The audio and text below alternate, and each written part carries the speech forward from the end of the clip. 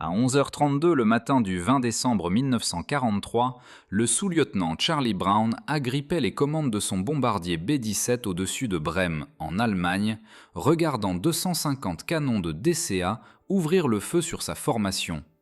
21 ans, zéro mission de combat accomplie. C'était sa première. Les artilleurs antiaériens allemands en dessous n'étaient pas des soldats ordinaires. C'étaient des élèves officiers en formation, l'élite, les meilleurs tireurs de la Luftwaffe, et ils avaient attendu les bombardiers américains toute la matinée. L'appareil de Brown s'appelait Ye Old Pub. Il transportait 10 hommes et près de 3000 kg de bombes. La cible était une usine d'avions de chasse Focke-Wulf 190 à la périphérie de Brême. Les officiers de renseignement avaient averti les équipages lors du briefing matinal qu'ils feraient face à des centaines de chasseurs allemands. Ce qu'ils n'avaient pas mentionné, c'était que la position assignée aux bombardiers de Brown était l'emplacement le plus dangereux de toute la formation. Les hommes du 379e groupe de bombardement avaient un nom pour cela, le coin du Purple Heart, le bord de la formation, l'endroit où les chasseurs allemands attaquaient toujours en premier parce que le feu défensif des bombardiers voisins ne pouvait pas se chevaucher efficacement. Les nouveaux équipages y étaient souvent assignés. L'équipage de Brown était le plus nouveau de tous. Avant que Ye Old Pub ne puisse larguer ses bombes, un obus de canon de 20 mm explosa directement devant le cockpit. Le nez en plexiglas vola en éclats. Les températures à 8200 mètres d'altitude étaient de moins 50 degrés Celsius. Le vent hurlait maintenant à travers l'appareil à plus de 240 km à l'heure. Le moteur numéro 2 mourut instantanément. Le moteur numéro 4 commença à s'emballer, forçant Brown à réduire les gaz pour éviter une défaillance catastrophique. Le bombardier ralentit. La formation prit de l'avance. En quelques secondes, Ye Old Pub était seul. Les chasseurs allemands le virent immédiatement. 12 à 15 Messerschmitt B F-109 et Focke-Wulf 190 fondirent sur le bombardier estropié comme des loups sur un cerf blessé. L'attaque dura plus de 10 minutes. Le moteur numéro 3 fut touché et tomba à mi-puissance. Le système d'oxygène se rompit. Les conduits d'hydraulique éclatèrent. Le système électrique tomba en panne. La section arrière fut déchiquetée par les tirs de canon. Le sergent Hugh Eckenrode, le mitrailleur de queue, reçut un coup direct d'un obus de 20 mm. Il fut tué sur le coup. La plupart des autres membres d'équipage furent blessés. Brown lui-même reçut un éclat de balle dans l'épaule droite. Le froid extrême avait gelé l'huile des mitrailleuses défensives. Sur les 11 mitrailleuses montées sur le B-17, seules 3 restaient opérationnelles. Puis l'oxygène s'épuisa. À 8200 mètres d'altitude, le cerveau humain ne peut pas fonctionner sans apport d'oxygène supplémentaire. Brown sentit sa vision se rétrécir. Ses mains s'engourdirent sur les commandes. À côté de lui, son copilote, Spencer Luke, était déjà inconscient. La dernière pensée de Brown, avant que tout ne devienne noir, fut que son équipage allait mourir lors de leur toute première mission. Ye Old Pub commença à tomber. Le bombardier chuta de 8200 mètres en piqué incontrôlé. La vitesse grimpa au-delà de 480 km à l'heure. La cellule tremblait violemment. À tout moment, les ailes pouvaient se détacher sous la contrainte. Mais alors quelque chose se produisit qui défiait toute logique. À environ 300 mètres au-dessus du sol, Brown reprit connaissance. L'air plus dense à basse altitude contenait assez d'oxygène pour le ranimer. Il saisit les commandes et tira en arrière de toutes les forces qui lui restaient. Le B-17 se redressa juste au-dessus de la cime des arbres du nord de l'Allemagne. Brown regarda autour du cockpit. Du sang partout. Des hommes blessés partout. Son mitrailleur de queue était mort. Son bombardier était détruit. Et il venait de survoler directement un terrain d'aviation de chasseurs allemands. Sur ce terrain, un pilote de la Luftwaffe nommé Franz Stigler faisait le plein de son Messerschmitt Bf-109. Il avait déjà abattu 2 bombardiers américains ce matin-là. Une victoire de plus lui vaudrait la croix de chevalier, l'une des plus hautes distinctions militaires allemandes. Il leva les yeux et vit Ye Old Pub boitillant à travers le ciel, à peine 30 mètres d'altitude. Si vous voulez voir ce que Franz Stigler fit quand il rattrapa le bombardier mourant de Brown, veuillez appuyer sur le bouton j'aime. Cela indique à YouTube de partager cette histoire avec plus de gens et veuillez vous abonner si vous ne l'avez pas encore fait. Revenons à Stigler. Stigler grimpa dans son chasseur. Le moteur rugit à la vie. En quelques minutes, il était en l'air et se rapprochait rapidement du bombardier américain estropié. Il se positionna derrière la queue du B-17, le doigt posé sur la détente de ses 2 mitrailleuses et de son canon de 20 mm.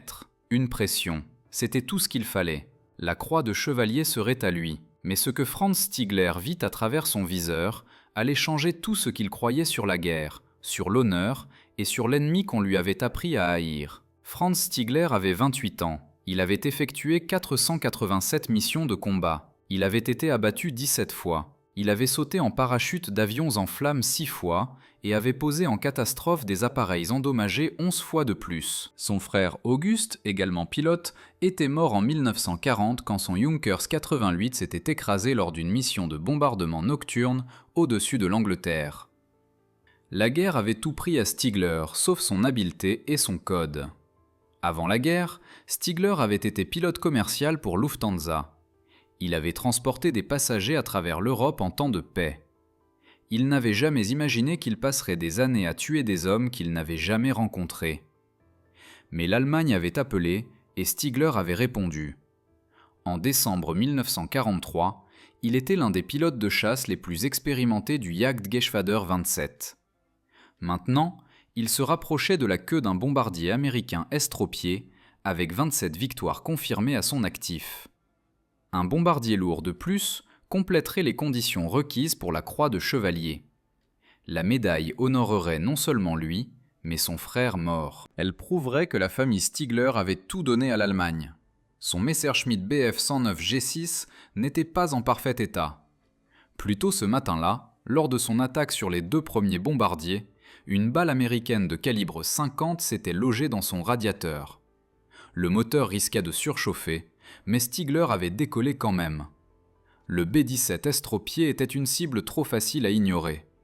Il approcha par derrière et par en dessous, l'angle d'attaque classique.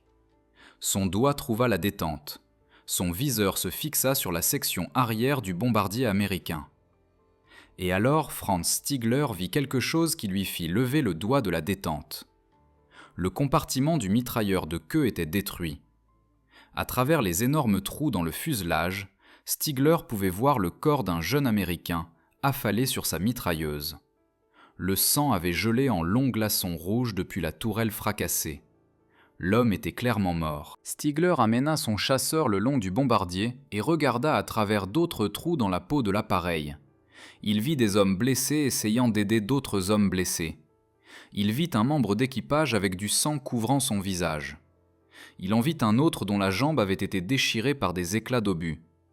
Il vit le pilote et le copilote luttant pour maintenir l'appareil en l'air. Aucun d'eux ne combattait. Aucun d'eux ne pouvait combattre. Ils essayaient juste de survivre. À ce moment-là, Franz Stigler se souvint des paroles d'un homme nommé Gustav Rödel. Rödel avait été le commandant de Stigler en Afrique du Nord, où Stigler avait volé avec le Jagdgeschwader 27 contre les Britanniques dans le désert libyen. Rödel était un officier allemand différent. Il croyait que la guerre avait des règles. Il croyait que l'honneur d'un pilote de chasse ne venait pas du nombre d'ennemis qu'il tuait, mais de la façon dont il les tuait. Rödel avait un jour rassemblé ses pilotes et leur avait dit quelque chose que Stigler n'oublia jamais. « Vous êtes des pilotes de chasse d'abord, en dernier, toujours. Si jamais j'apprends que l'un d'entre vous a tiré sur un homme en parachute, je vous abattrai moi-même. » Le sens était clair. Un homme en parachute était sans défense. Il ne pouvait pas riposter. Le tuer n'était pas du combat, c'était un meurtre. Et le meurtre n'avait pas sa place dans le code d'un vrai pilote de chasse. Stigler regarda à nouveau le bombardier fracassé à côté de lui. Les Américains n'étaient pas suspendus à des parachutes, mais c'était tout comme. Ils n'avaient pas de mitrailleuse fonctionnelle. Ils n'avaient pas de vitesse. Ils n'avaient aucun moyen de se défendre. Les abattre ne serait pas une victoire, ce serait une exécution.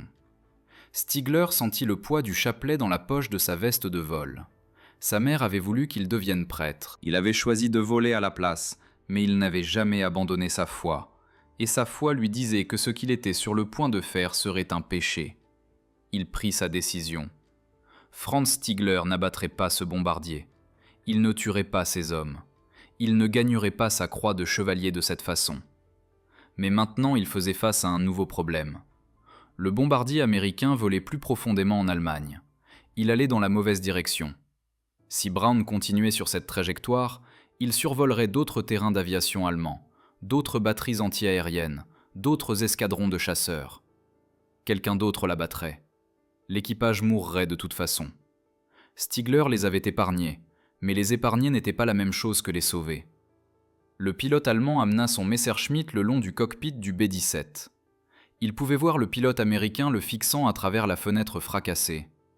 Le visage du jeune homme était couvert de sang, ses yeux étaient remplis de terreur. Il s'attendait clairement à mourir dans les prochaines secondes. Stigler leva la main. Il pointa vers le sol. Il essayait de dire à l'Américain d'atterrir sur un terrain d'aviation allemand et de se rendre. C'était la seule façon pour l'équipage de survivre. Mais Charlie Brown ne comprit pas. Il pensa que l'Allemand lui disait de descendre, de s'écraser, de mourir. Brown secoua la tête. Stigler pointa à nouveau. Cette fois, il pointa vers le nord, vers la Suède, territoire neutre. Si les Américains pouvaient atteindre la Suède, ils seraient internés, mais vivants. Des soins médicaux les attendraient. Brown ne comprit toujours pas. Il continua à voler vers l'ouest en direction de l'Angleterre. 400 km à travers la mer du Nord, dans un bombardier qui tombait en morceaux. Franz Stigler réalisa qu'il ne lui restait qu'une seule option. Et c'était une option qui pouvait le faire exécuter. Franz Stigler prit la décision la plus dangereuse de sa vie. Il n'allait pas seulement épargner le bombardier américain, il allait l'escorter jusqu'en sécurité. Dans l'Allemagne nazie, c'était de la trahison. Un pilote allemand qui permettait à un appareil ennemi de s'échapper risquait la cour martiale.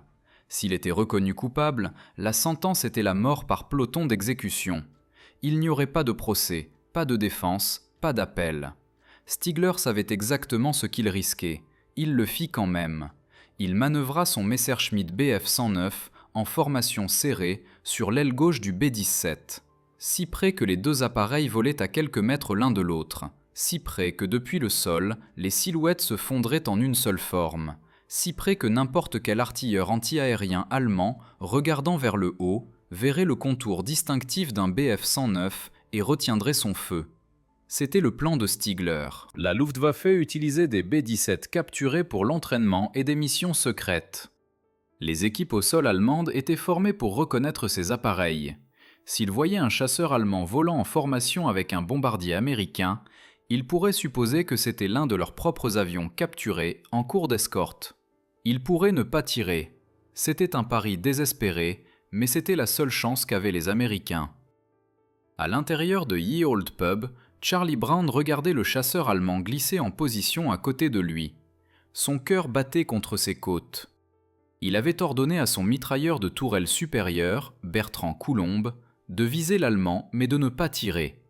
Brown ne comprenait pas ce qui se passait. L'Allemand jouait-il avec eux? Appelait-il des renforts par radio? Était-ce une sorte de piège? Le B-17 continua vers l'ouest en direction de la mer du Nord. Le chasseur allemand resta avec lui, kilomètre après kilomètre, minute après minute. Brown n'arrêtait pas d'attendre l'attaque qui ne vint jamais. Ils passèrent au-dessus de terres agricoles, ils passèrent au-dessus de villages, ils passèrent au-dessus de routes remplies de véhicules militaires allemands. À tout moment, quelqu'un au sol pouvait lever les yeux et les voir. À tout moment, une batterie de DCA pouvait ouvrir le feu.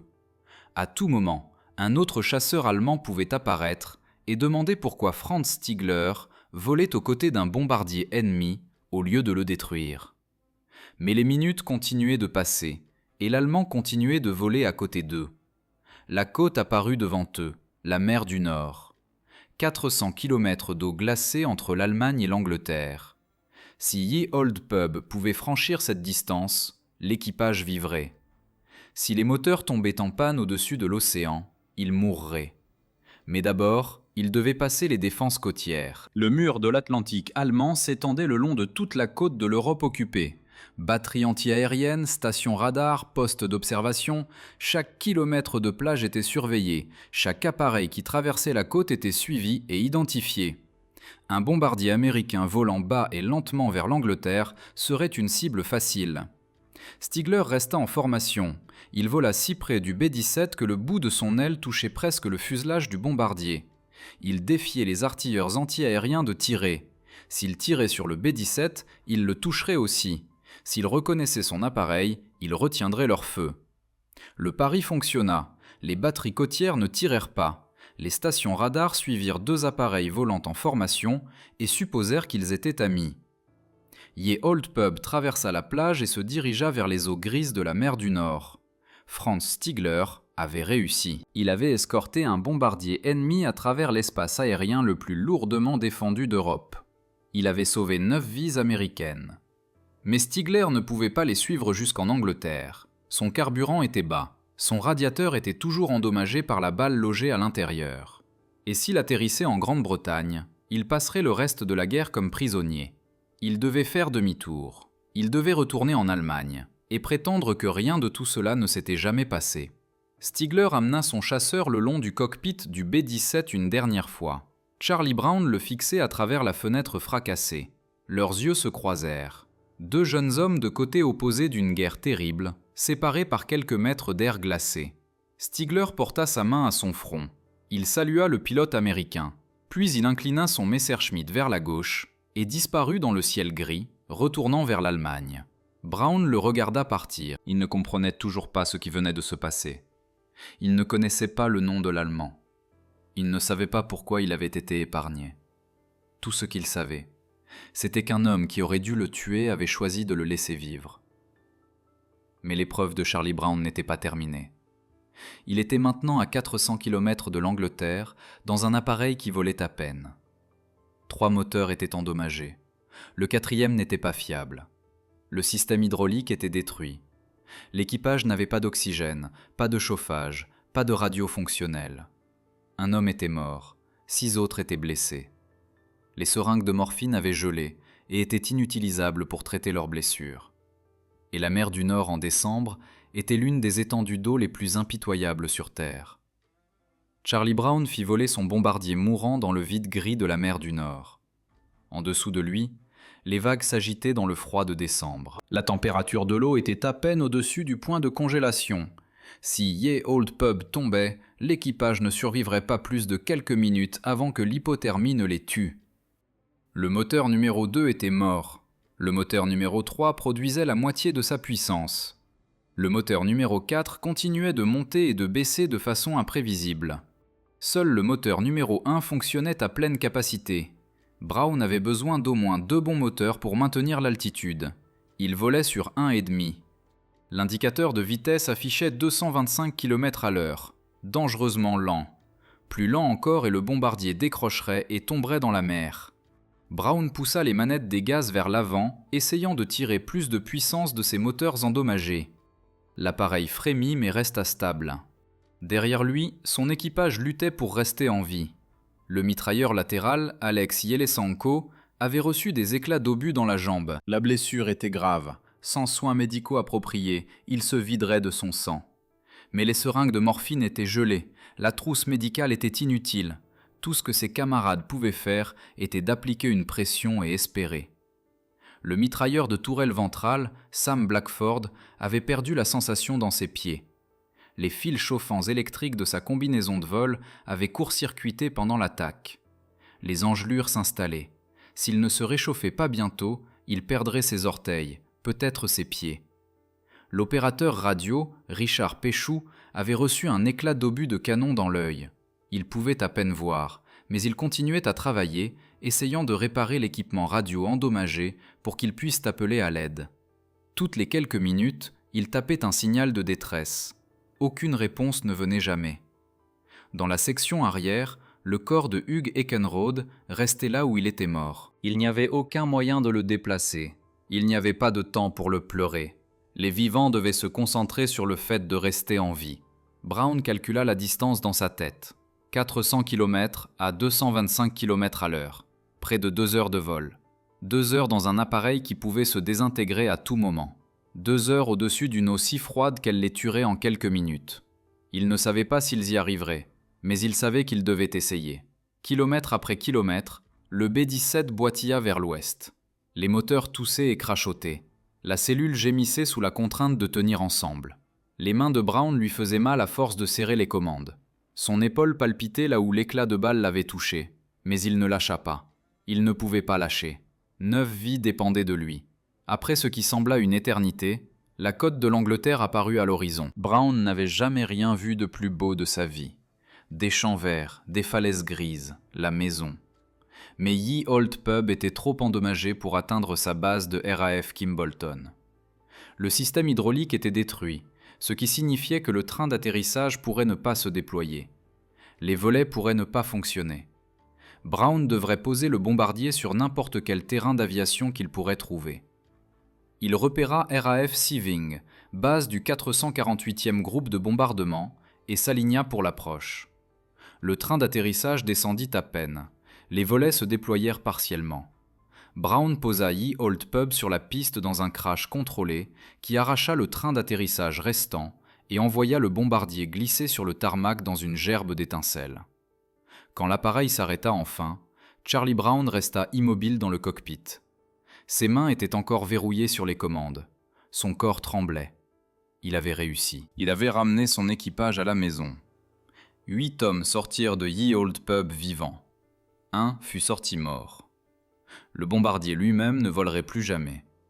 Il fut renvoyé aux États-Unis et vendu à la ferraille. Lors du débriefing, Brown raconta tout à ses officiers de renseignement. Il décrivit le chasseur allemand qui était apparu derrière eux. Il décrivit comment le pilote avait volé à côté au lieu d'attaquer. Il décrivit le salut avant que l'Allemand ne fasse demi-tour. Les officiers écoutèrent en silence. Quand Brown eut fini, ils lui donnèrent un ordre. Il ne devait plus jamais parler de cet incident. L'histoire était classifiée. Personne ne devait savoir qu'un pilote allemand avait fait preuve de pitié envers un équipage américain. Cela créerait de la sympathie pour l'ennemi. Brown obéit. Il garda le secret. À 500 km de là, Franz Stigler atterrit avec son Messerschmitt sur son terrain d'aviation près de Brême. Il ne dit à personne ce qu'il avait fait. Si quelqu'un découvrait qu'il avait escorté un bombardier ennemi jusqu'en sécurité au lieu de le détruire, il serait traduit en cour martiale et exécuté. Stigler garda le secret lui aussi. 2 hommes de côtés opposés d'une guerre, chacun portant une histoire qu'ils ne pouvaient jamais raconter. Chacun se demandant si l'autre avait survécu. Chacun hanté par un moment d'humanité au milieu de la destruction. Le secret allait durer 46 ans. La guerre se termina en mai 1945. Charlie Brown rentra chez lui en Virginie occidentale. Il termina l'université, puis réintégra l'armée de l'air en 1949. Il servit dans le renseignement, gravissant les échelons jusqu'à sa retraite comme lieutenant-colonel en 1972. Il s'installa à Miami, en Floride, et créa une entreprise de recherche sur la combustion. Franz Stigler survécut à la guerre, mais perdit tout le reste. L'Allemagne était en ruine. La Luftwaffe n'existait plus. Stigler avait piloté le révolutionnaire chasseur à réaction Messerschmitt Me-262 dans les derniers mois de la guerre, mais même le premier avion à réaction opérationnelle au monde ne pouvait pas sauver son pays de la défaite. Après la guerre, il eut du mal à trouver du travail dans l'Allemagne occupée. En 1953, il émigra au Canada et s'installa à Vancouver, en Colombie-Britannique. Il devint un homme d'affaires prospère et commença une nouvelle vie. Les 2 hommes portaient en eux le souvenir du 20 décembre 1943. Brown pensait souvent au pilote allemand qui l'avait épargné. Il se demandait qui était cet homme. Il se demandait pourquoi il avait fait preuve de clémence. Il se demandait s'il avait survécu à la guerre. Mais on lui avait ordonné de garder cette histoire secrète, et pendant des décennies, il obéit. Stigler pensait aussi aux bombardiers américains. Il se demandait s'il avait réussi à traverser la mer du Nord. Il se demandait si l'équipage avait survécu à ses blessures. Il se demandait si les avoir sauvés en avait valu le risque. Mais il ne pouvait jamais poser la question à personne. Il ne pouvait jamais en parler à personne. Le secret resta enfermé en lui. 43 ans passèrent. En 1986, Charlie Brown fut invité à prendre la parole lors d'un événement d'aviation militaire appelé le Rassemblement des Aigles à la base aérienne de Maxwell, en Alabama. Des pilotes retraités de toutes les branches des forces armées y assistaient. Quelqu'un demanda à Brown s'il avait des histoires de combat mémorables. Pour la première fois en plus de 4 décennies, Brown raconta l'histoire du pilote de chasse allemand. Il décrivit le bombardier en lambeaux. Il décrivit l'avion ennemi apparaissant à côté de son aile. Il décrivit un salut avant que l'Allemand ne s'éloigne. L'auditoire écouta dans un silence stupéfait. Après son discours, quelque chose changea en Brown. Il réalisa qu'il avait besoin de savoir ce qui s'était passé. Il avait besoin de retrouver le pilote allemand qui lui avait laissé la vie sauve. Il avait besoin de le remercier. La recherche commença. Brown contacta les archives de l'armée de l'air des États-Unis. Aucun dossier. Il contacta l'armée de l'air ouest-allemande. Aucun dossier. Il écrivit des lettres à des historiens militaires à travers l'Europe. Aucune réponse. Les mois se transformèrent en années.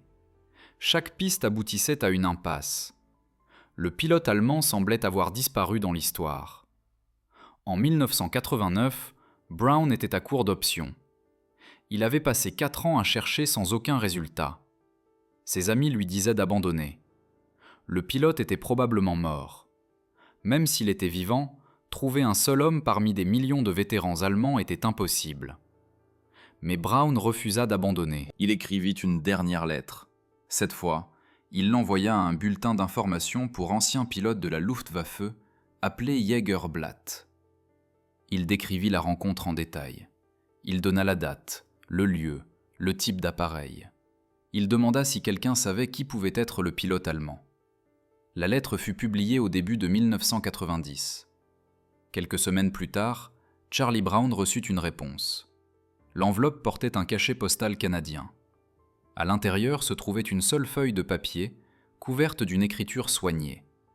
La lettre commençait par 3 mots qui changèrent tout. C'était moi. Franz Stigler avait lu le bulletin.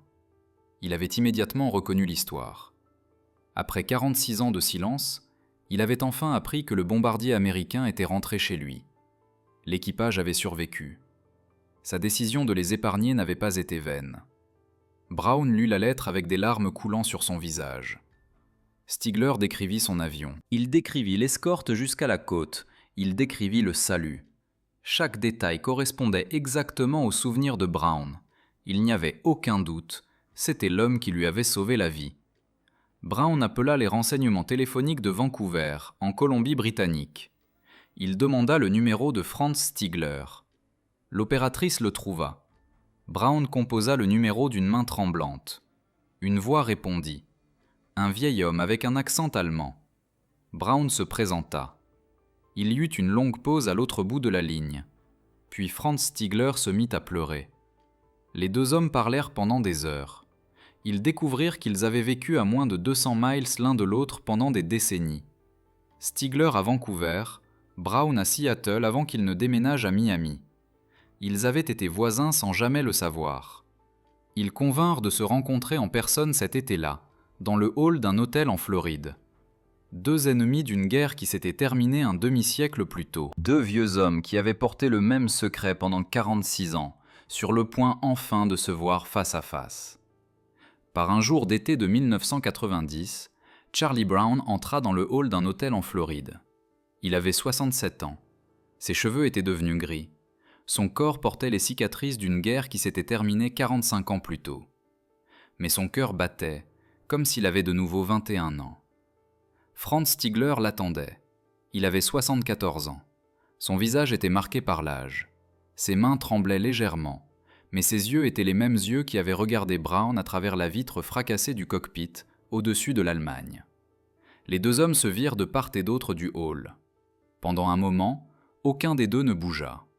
46 ans à se poser des questions, 46 ans de silence, 46 ans à porter un secret que personne d'autre ne pouvait comprendre. Puis ils marchèrent l'un vers l'autre et s'étreignirent. Un ami de Brown avait apporté une caméra vidéo pour filmer les retrouvailles. Les images montrent 2 vieux hommes se tenant dans les bras l'un de l'autre et pleurant. Leurs épaules tremblent, leurs voix se brisent. Ils ne se lâchent pas pendant un long moment. Quand ils se séparèrent enfin, Stigler regarda Brown, et le poids de près d'un demi-siècle se souleva de ses épaules. Il s'était demandé si longtemps si sa décision avait eu de l'importance. Maintenant il savait. Le jeune pilote qui l'avait épargné se tenait devant lui, vivant et entier. Brown avait apporté quelque chose à montrer à Stigler. Des photographies, pas seulement de lui-même, mais de ses enfants et petits-enfants. Toutes les personnes qui existaient parce que Stigler avait levé son doigt de la gâchette en 1943. Stigler fixa les photographies, les yeux à nouveau remplis de larmes. Il n'avait jamais reçu sa croix de chevalier. Il n'avait jamais été reconnu par l'Allemagne pour ses exploits au combat. Mais debout dans ce hall d'hôtel, regardant 3 générations d'une famille qui vivait grâce à lui, Franz Stigler réalisa qu'il avait reçu quelque chose de bien plus précieux que n'importe quelle médaille. 3 mois plus tard, en septembre 1990, Brown et Stigler assistèrent à une réunion du 379e groupe de bombardement dans le Massachusetts. Les vétérans de l'ancienne unité de Brown avaient invité Stigler comme invité d'honneur. Ils voulaient rencontrer le pilote allemand qui avait sauvé l'un des leurs. 2 membres survivants de l'équipage du Ye Old Pub étaient présents. Sam Blackford, le mitrailleur de tourelle ventrale, dont les pieds avaient failli geler pendant le vol de retour. Richard Péchou, l'opérateur radio qui avait reçu des éclats d'obus dans l'œil. Les 2 hommes avaient vécu des vies bien remplies après la guerre. Les 2 hommes avaient des enfants et des petits-enfants. Ils étreignirent Stigler avec des larmes et des rires. Ils le remercièrent pour les décennies qui leur avaient été accordées. Ils lui présentèrent leur famille. 25 personnes se tenaient dans cette salle qui ne serait jamais née si Stigler avait appuyé sur la gâchette. La réunion fit de Stigler un membre honoraire du 379e groupe de bombardement, un as de la chasse allemand, officiellement accueilli dans une unité de bombardiers américaine. D'anciens ennemis désormais frères. La nouvelle de cette histoire commença à se répandre. Les journaux s'en emparèrent. Les chaînes de télévision demandèrent des interviews. Brown et Stigler se retrouvèrent invités à prendre la parole dans des musées de l'aviation, des organisations civiques et des rassemblements militaires à travers les États-Unis et le Canada. Ils voyageaient ensemble chaque fois qu'ils le pouvaient. Le pilote de bombardier américain et l'as de la chasse allemand côte à côte, racontant leur histoire à des auditoires qui n'avaient jamais rien entendu de tel. Les vétérans dans l'assistance pleuraient ouvertement. Les jeunes venaient les voir après, leur serrant la main, les remerciant de partager quelque chose d'aussi puissant. Stigler offrit à Brown un livre sur les avions de chasse allemands. À l'intérieur de la couverture, il écrivit une dédicace. Il expliqua qu'en 1940, il avait perdu son unique frère à cause de la guerre. Il écrivit que le 20 décembre 1943, 4 jours avant Noël, il avait eu la chance de sauver un B-17 de la destruction. Il écrivit que le pilote de ce bombardier, Charlie Brown, était devenu aussi précieux pour lui que son frère l'avait été. Il signa avec 2 mots, « ton frère ». Brown et Stigler n'étaient plus seulement des amis, ils étaient une famille.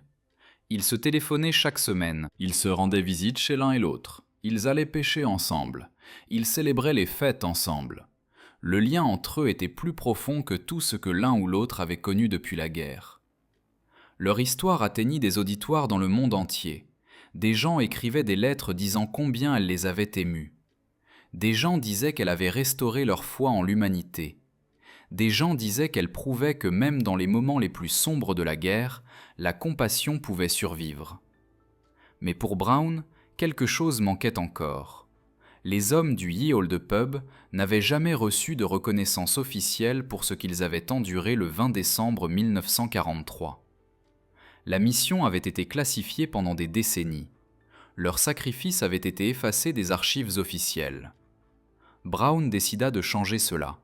Il commença à écrire des lettres à l'armée de l'air des États-Unis. Il voulait que son équipage reçoive les médailles qu'ils méritaient. Il voulait que le monde sache ce qu'ils avaient survécu. L'armée de l'air commença une enquête. Des décennies de dossiers classifiés furent enfin ouverts. En 2008, l'armée de l'air des États-Unis termina son enquête sur les événements du 20 décembre 1943. Les conclusions confirmèrent tout ce que Charlie Brown avait rapporté. La mission sur Brême, l'attaque dévastatrice des chasseurs allemands, la mort de Hugh Eckenrode, les blessures subies par l'équipage, le vol miraculeux de retour à travers la mer du Nord, et le pilote allemand qui avait choisi la clémence plutôt que la victoire. L'armée de l'air prit une décision qui stupéfia les historiens militaires. Chaque membre survivant de l'équipage du Ye Olde Pub recevrait l'étoile d'argent, l'une des plus hautes distinctions pour bravoure au combat. Pour les membres d'équipage déjà décédés, les médailles seraient décernées à titre posthume à leur famille. 9 étoiles d'argent pour un seul équipage de bombardiers, c'était sans précédent, mais l'armée de l'air n'avait pas terminé. Charlie Brown lui-même recevrait quelque chose d'encore plus rare, la Croix de l'armée de l'air, la deuxième plus haute distinction que tout membre de l'armée de l'air des États-Unis puisse recevoir. Elle n'est décernée que pour un héroïsme extraordinaire au combat. Aucun autre équipage de bombardiers de la Seconde Guerre mondiale n'avait jamais été collectivement honoré de cette façon. Les hommes du Ye Olde Pub devinrent l'un des équipages les plus décorés de l'histoire de l'aviation militaire américaine. 65 ans après leur mission, ils reçurent enfin la reconnaissance qu'ils méritaient. La cérémonie de remise des médailles eut lieu avec une grande solennité. Les membres survivants de l'équipage y assistèrent avec leurs familles. Les familles des disparus vinrent accepter les médailles au nom de pères et de grands-pères qu'ils avaient perdus. Brown était là, 85 ans, le corps fragile mais l'esprit intact. Et se tenant à ses côtés, comme il l'avait fait pendant près de 2 décennies, se trouvait Franz Stigler. Stigler avait reçu sa propre reconnaissance des années plus tôt. En 1993, la Fédération des combattants d'Europe lui avait remis l'étoile de la paix. Cette distinction honorait les soldats qui avaient fait preuve d'une humanité exceptionnelle en temps de guerre. Stigler était l'un des rares vétérans allemands à l'avoir jamais reçu. Mais Stigler insistait toujours sur le fait qu'il ne méritait pas d'éloge particulier. Il avait simplement fait ce que tout homme honorable aurait fait. Il avait refusé d'assassiner des hommes sans défense. Il avait suivi un code qui valorisait la vie humaine plus que la gloire militaire. Il avait répondu à ce qu'il appelait un appel supérieur. L'histoire de Brown et Stigler atteignit des millions de personnes dans le monde entier. Des journalistes écrivirent sur eux dans les journaux et les magazines. Des programmes télévisés présentèrent leurs retrouvailles. Des documentaristes les interviewèrent sur leur expérience. En 2012, l'auteur Adam Makos publia un livre sur leur histoire. Il l'intitula « Un appel supérieur ». Le titre venait des propres mots de Stigler, expliquant pourquoi il avait épargné le bombardier américain. Makos avait passé des années à interviewer les 2 hommes, à se rendre sur les lieux où les événements s'étaient déroulés et à faire des recherches dans les archives militaires aux États-Unis et en Allemagne. Le livre devint un best-seller du New York Times. Les lecteurs furent captivés par l'histoire de 2 ennemis devenus frères. Les historiens militaires louèrent la recherche méticuleuse. Les vétérans dirent qu'ils capturaient quelque chose d'essentiel sur la nature de la guerre et les choix que les hommes font en son sein. En 2014, un groupe suédois de heavy metal appelé Sabaton sortit une chanson sur cet incident. Ils l'appelèrent « No Bullets Fly ». La chanson atteignit des auditoires qui n'avaient jamais entendu parler de Brown ou de Stigler. Des jeunes du monde entier apprirent l'existence du pilote allemand qui avait refusé de tuer et du pilote américain qui avait passé 46 ans à le rechercher. En 2019, un bombardier B-17 survivant, exploité par l'Erickson Aircraft Collection en Oregon, fut repeint aux couleurs et marquages du Ye Olde Pub. L'avion restauré vola lors de meetings aériens à travers les États-Unis, gardant vivante la mémoire de l'équipage original pour les nouvelles générations. L'héritage du 20 décembre 1943 avait grandi bien au-delà de tout ce que Brown ou Stigler auraient pu imaginer. Leur histoire était devenue le symbole de quelque chose de plus grand qu'eux-mêmes. Elle prouvait que même dans une guerre totale, même quand les nations exigeaient une haine absolue de l'ennemi, des êtres humains individuels pouvaient choisir une voie différente. Franz Stigler avait renoncé à sa croix de chevalier pour sauver 9 vies américaines. En retour, il avait reçu quelque chose qu'aucune médaille ne pouvait représenter. Il avait reçu un frère, une famille, un héritage qui lui survivrait pendant des générations. Mais en 2008, les 2 hommes vieillissaient. Stigler avait 92 ans, Brown en avait 87. On leur avait accordé 18 ans d'amitié depuis leur retrouvaille. 18 ans d'appels téléphoniques, de visites et de souvenirs partagés. 18 ans qu'aucun des 2 hommes n'avait jamais espéré avoir. Le temps s'épuisait, et tous 2 le savaient. Franz Stigler mourut le 22 mars 2008. Il avait 92 ans. Il s'éteignit à Vancouver, en Colombie-Britannique, le pays qui lui avait donné une seconde vie après la guerre. Son corps fut incinéré selon ses volontés. Charlie Brown reçut la nouvelle en Floride. L'homme qui était devenu son frère n'était plus. Après 18 ans d'amitié, après des centaines d'appels téléphoniques, après toutes les réunions et les tournées de conférences et les souvenirs partagés, Stigler s'en était finalement allé. Brown était dévasté, mais il était aussi en paix. Il savait que Stigler était mort en connaissant la vérité. Le B-17 était rentré chez lui. L'équipage avait survécu. La décision qu'il avait prise au-dessus de l'Allemagne en 1943 avait compté. Son acte de clémence s'était propagé à travers les générations. 8 mois plus tard, le 24 novembre 2008, Charlie Brown mourut à Miami. Il avait 87 ans. Les deux hommes qui s'étaient rencontrés comme ennemis dans le ciel au-dessus de l'Allemagne, qui étaient devenus frères par-delà le fossé de la guerre, qui avaient passé les dernières années de leur vie à raconter leur histoire au monde, étaient enfin réunis. Ils étaient morts la même année, à seulement 8 mois d'intervalle, comme si l'un ne pouvait supporter de vivre trop longtemps sans l'autre. L'héritage qu'ils laissèrent derrière eux continua de grandir. Le livre, Un appel supérieur, resta disponible, faisant découvrir leur histoire à de nouveaux lecteurs chaque année. La chanson No Bullets Fly fit connaître leur nom à des auditoires qui n'avaient jamais étudié la Seconde Guerre mondiale. Le Ye Old Pub restauré vola lors de meetings aériens à travers l'Amérique, portant leur mémoire dans le ciel. Mais peut-être l'héritage le plus puissant était-il le plus simple. Les familles. Hugh Eckenrod, le mitrailleur de queue qui mourut au-dessus de Brême, avait une petite nièce qui ne l'oublia jamais. Elle retrouva une lithographie du Ye Old Pub et du Messerschmitt de Stigler dans une maison de vente aux enchères allemande et l'offrit à son père. Pendant des décennies, la famille s'était demandé ce qui était arrivé à leur oncle. L'histoire de Brown et Stigler leur donna enfin des réponses. Les descendants des membres survivants de l'équipage se comptaient par dizaines. Enfants, petits-enfants, arrière-petits-enfants, enseignants, médecins, soldats, artistes, chacun d'entre eux devait son existence à un pilote allemand qui avait choisi de ne pas appuyer sur la gâchette. Lors des réunions, quand Stigler rencontrait ses familles, il était toujours submergé d'émotions. Il n'avait jamais imaginé voir les conséquences de son choix exposées si clairement. Un mur de visages, une foule de vies, tout cela parce qu'il s'était souvenu des paroles de Gustav Rödel. Tout cela parce qu'il avait refusé de tirer sur des hommes qui ne pouvaient pas se défendre. Stigler écrivit un jour un mot à Brown qui capturait tout ce qu'il ressentait. Il expliqua qu'il avait perdu son unique frère en 1940. Il écrivit que le 20 décembre 1943, il avait eu la chance de sauver un B-17 de la destruction. Il écrivit que Charlie Brown était devenu aussi précieux pour lui que son frère l'avait été. Il signa le mot avec 2 mots. Ton frère, Franz. L'histoire de Charlie Brown et Franz Stigler n'est pas une histoire de guerre. C'est une histoire de ce qui survit quand la guerre est terminée. C'est une histoire d'honneur qui transcende les nationalités. C'est une histoire de clémence qui résonne à travers les générations.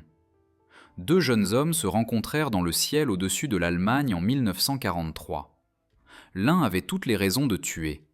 L'autre n'avait aucun moyen de survivre. Et à ce moment-là, quelque chose se produisit qu'aucun des 2 hommes ne put expliquer.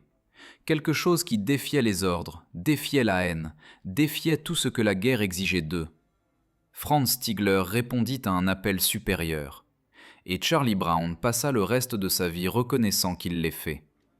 Si cette histoire vous a ému comme elle nous a émus, faites-moi une faveur, appuyez sur le bouton j'aime. Chaque like dit à YouTube de montrer cette histoire à plus de gens. Abonnez-vous et activez les notifications.